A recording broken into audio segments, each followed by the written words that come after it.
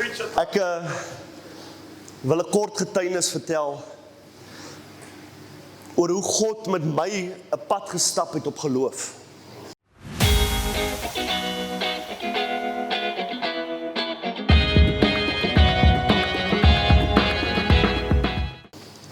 Jy weet, jy is nie ewe skielik daarbo en jy het geloof en jy het verskuif 'n berg nie.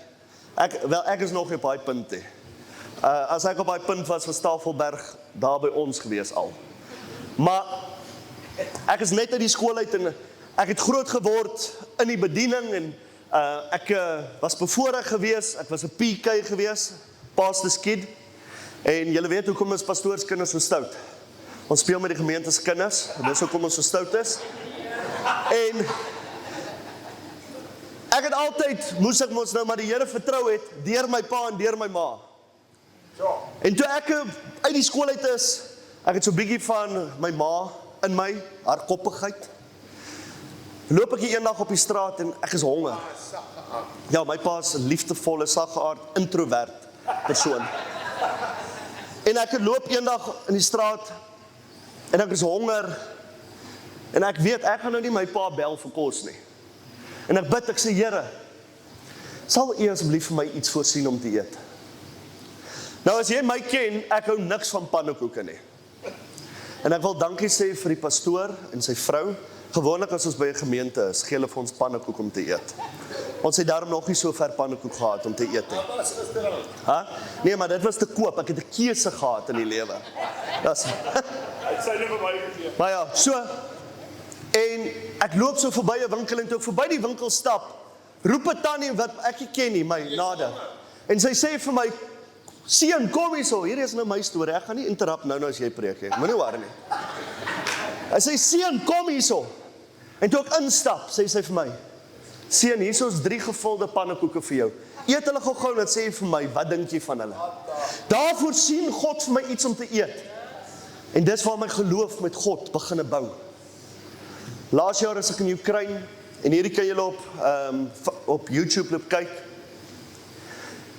En hierdie spesifieke dag het ons 2 families gehelp, spesifiek 2 oumas onthou ek, 'n klompie kinders en 'n ma, wat in die voertuig saam met ons is.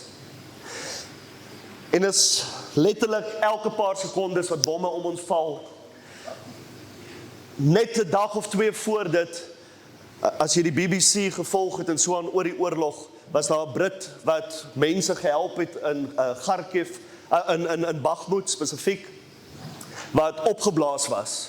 En ek was 50 meter van hom af toe dit plaasvind.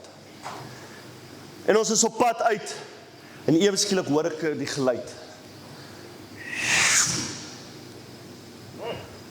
En ek weet, die bom het so pas hier langs ons voertuig geval. Binne 'n splitsekonde besef jy,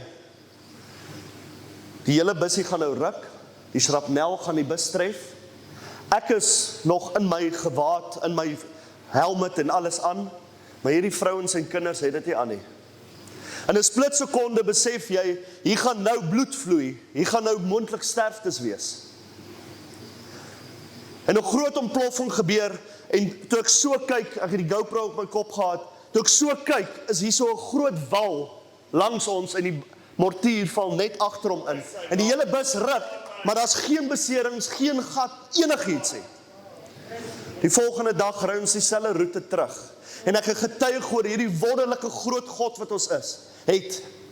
En toe ek daar so kom op daai spot, toe neem ek af, die gat wat daar so is, en daar's geen wal nie.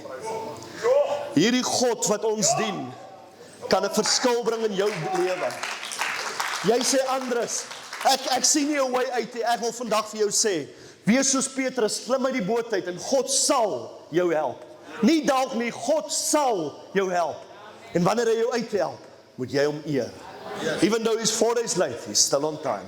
Ek gaan hom 1 keer deursing, jy moet die woorde luister, en dan gaan ek hom weer 'n keer sing, en dan wil ek hê, jy moet saam sing. Johannes 3 vers 16, want so lief het God die wêreld gehad, dat sy enigste seun gestuur het, sodat jy verlossing kan kry. Jesus loves me, for this I know, For the Bible tells me so. Little ones to Him belong. They are weak, but He is strong. Yes, Jesus loves me. Yes, Jesus loves me.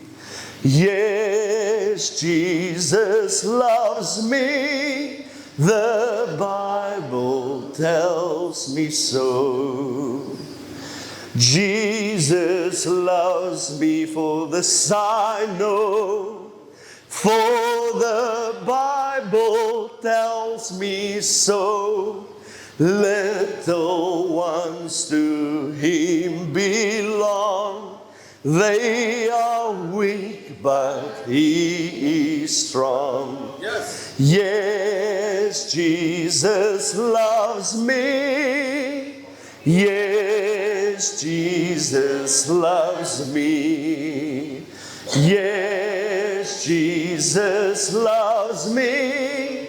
The Bible tells me so. Amen. Dank julle.